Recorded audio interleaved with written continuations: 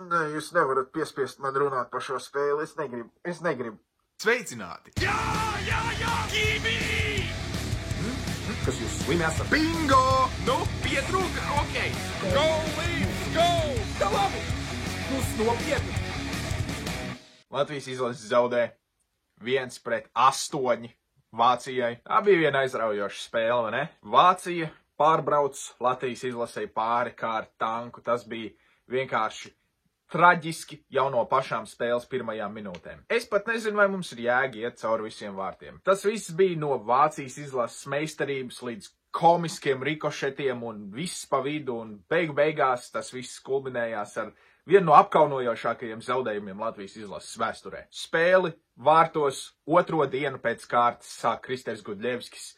Un, kā mēs varam vainot Kristeru Gudļevski? Labi, viņš ielaiž 4 vārtus, bet Elvis Merzlikins, kurš devās uz nomaiņu, arī ielaida 4 vārtus. Mēs varam teikt, ka nav gudri sākt ar Gudļevski vārtos otro dienu pēc kārtas, neskatoties uz to, ka viņam bija sausā spēle. Es saprotu, kāpēc treneri izdomāja likt Gudļevski vārtos, bet otro dienu pēc kārtas vārtsargus parasti neliek vārtos, un tam ir iemesls, un to mēs redzējām šajā spēlē. Skaidrs, ka Elvim pret Franciju izdevās.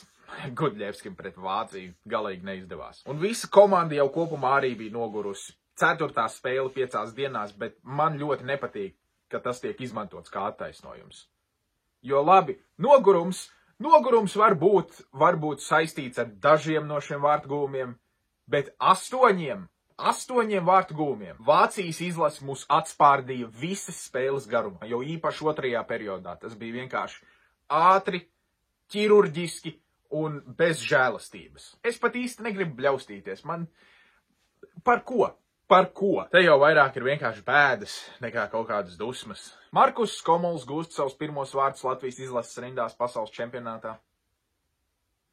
Edvards Traumaks arī gandrīz, lai gan loģiski domājot, es saprotu, ka pēc Traumaka golam viņi pieprasīja video atkārtojumu.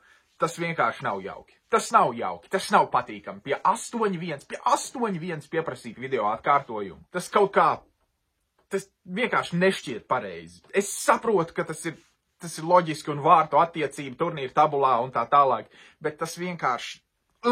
Es pat šo video nefilmēju uzreiz pēc spēles, bet nākamajā dienā, tāpēc, ka es vienkārši nevarēju atrast kaut kādu vēlmi vispār runāt par Latvijas izlasi pēc šīs spēles, un arī tagad tās vēlmes īpaši nav, jo rezultāts ir diezgan skaidrs.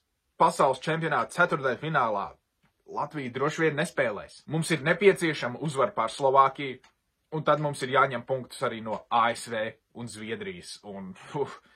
Es saprotu, ka Zviedriju mēs uzvarējām, un ASV mēs uzvarējām pagājušajā gadā pasaules čempionātā, bet kā tik ļoti bieži mums atgādina gan spēlētāji, gan treneri, šī nav pagājušā gada Latvijas izlase. Viena lieta, kas varbūt dod kaut kādu cerību stariņu, pēdējo reizi, kad Latvijas izlase zaudēja ar 1-8, bija 2018. gadā Somijai, tad arī vārtos bija Kristers Gudļevskis, un tad Latvija iekļuva ceturtdaļfinālā, kur mēs pavisam knapi zaudējām Zviedrijai.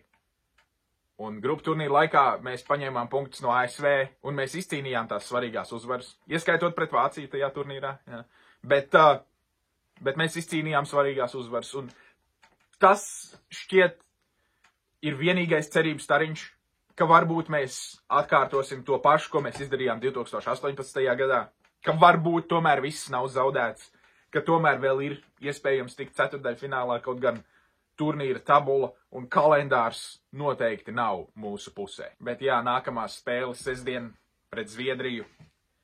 Mums ir jāņem punktus no Zviedrijas, un mums ir jāspēlē cieša spēle, mums ir beidzot jāgūst vārtus vairākumā, un mazākums, es ticu, ka šī bija vienkārši briesmīga spēle, un es saprotu, ka spēlētāji gribēs to norakstīt, aizmirst, bet neaizmirstiet.